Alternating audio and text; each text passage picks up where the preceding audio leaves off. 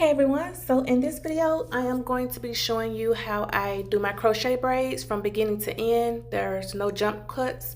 I'm just going to pretty much put it on fast forward where you can literally see how I do it. And in my last video I showed my braid pattern, which is right here.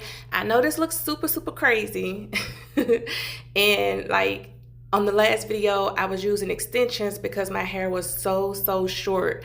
But now that my hair has grown out more, I don't have to use the extensions anymore to braid my hair down.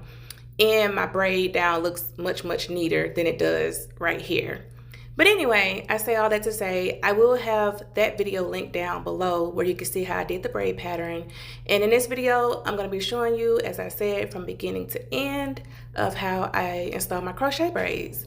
So if you guys have any questions or comments, just let me know.